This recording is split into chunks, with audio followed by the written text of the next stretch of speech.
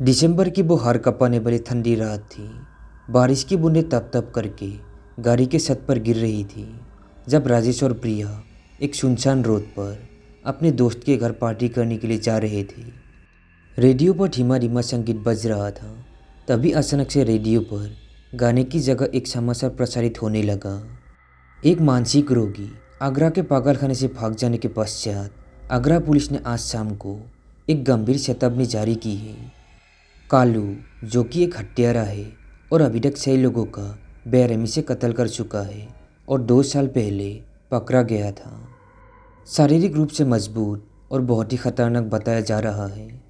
Police ने आसपास के इलाके के लोगों को अपने खिड़की दरवाजे बंद रखने की सलाह दी है। किसी भी संदिग्ध व्यक्ति को देखने पर तुरंत पुलिस को इत्तला करने के लिए कहा गया है। प्रिया कपकपाई और बोली, एक पागल और वो भी इतना खतरनाक हमारे आसपास ही कहीं घूम रहा है। मुझे तो बहुत डर लग रहा है। तुम डरो मत, हम बस अभी पहुंचने वाले हैं, राजेश ने प्रिया को सांत्वना देते हुए कहा। इसके अलावा हमारे पास और बड़ी वजह है परेशान होने के लिए, जैसे कि ये कार हमारी बार बार बंद हो रही है। लगता है पेट्रोल ख़त्म होने वाला है। मुझे घर से निकलने के बाद ध्यान देना चाहिए था, लेकिन अभी तो कुछ भी नहीं किया जा सकता। राजेश के इतना कहते ही गाड़ी धीमी होना शुरू हो जाती है।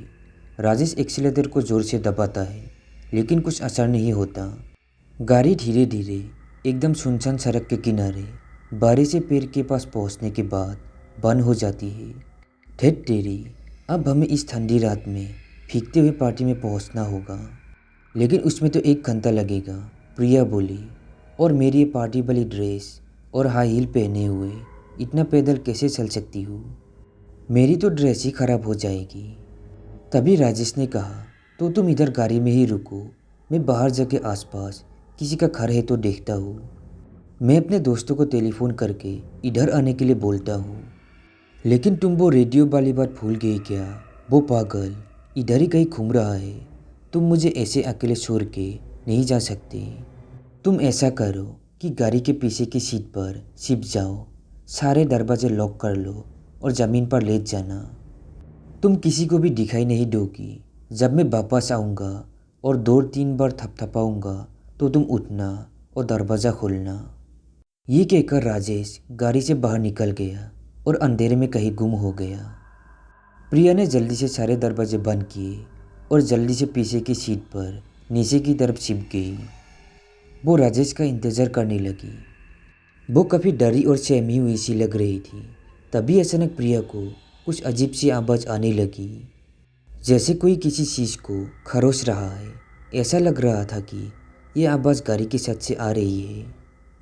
प्रिया की तो जान ही निकल गई, लेकिन उसने हिम्मत से काम लेते हुए ढंग से सुनने की कोशिश की। तभी उसको 3 थपथपाने की आवाज़ सुनाई दी, एक के बाद एक। क्या ये आवाज़ राजेश ने की थी? क्या प्रिया को दरवाज़ा खोल देना चाहिए? तभी उसको एक और थप सुनाई दी और उसके बाद एक और।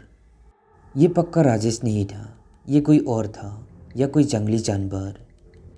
प्रिया की डर के मारे जान निकली जा रही थी, लेकिन उसने बिल्कुल आवाज़ नहीं की और चुपचाप नीचे लेटी रही। लेकिन थपथपाने की आवाज़ बंद नहीं हुई। कई घंटों बाद सुबह हुई और सूरज निकल आया। प्रिया अभी भी गाड़ी में नीचे छुपी हुई थी। सारी रात वो एक पल के लिए भी नहीं सोई और राजेश का भी अभी तक कोई खबर नहीं आया। तभी अचानक उसे 3-4 गाड़ियों की आवाज़ सुनाई दी। ये गाड़ियाँ उसकी तरफ बड़ी चली आ रही थी। गाड़ियाँ उसके पास आकर रुक गई। प्रिया को लगा आखिर राजेश और उसके दोस्त वापस आ ही गए। प्रिया उठ गई और उसने खिड़की में से झांककर बाहर की तरफ देखा। तीनों गाड़ियाँ पुलिस की थी। 10-12 पुलिस वाले उन गाड़ियों में से निकले और एक ने धीरे से आगे भागकर प्रिया की गाड़ी का दरवाज़ा खटखटाया। मैडम, अब गाड़ी से बाहर निकल सकती है। अब आप सुरक्षित हैं। आप गाड़ी से बाहर निकलते हुए सीधा पुलिस की गाड़ियों की तरफ चलते जाइए। कृपया करके आप पीछे मुड़कर ना देखें। पुलिस वाले की बातें प्रिया को कुछ अजीब सी लगी और उससे रहा नहीं गया। कुछ दूर चलने के बाद प्रिया रुकी और उसने आखिरकार मुड़ के देख ही लिया। राजेश का शरीर गाड़ी के ऊपर लटक रहा था। एक रस्सी उसके गले में थी जो 7 बड़े पैर से बांधी हुई थी। हवा की वजह से उसका शरीर आगे पीछे झूल रहा था, जिसकी वजह से उसके पैर बार बार गाड़ी के साथ से टकरा रहे थे और उसी टकराने की वजह से आवाज़ आ रही थी, थप थप थप थप। तो दोस्तों, हमारी आज की ये कहानी कैसी लगी कमेंट में ज़रूर बताना। साथ ही मेरे चैनल को सब्सक्राइब ज़रूर करना।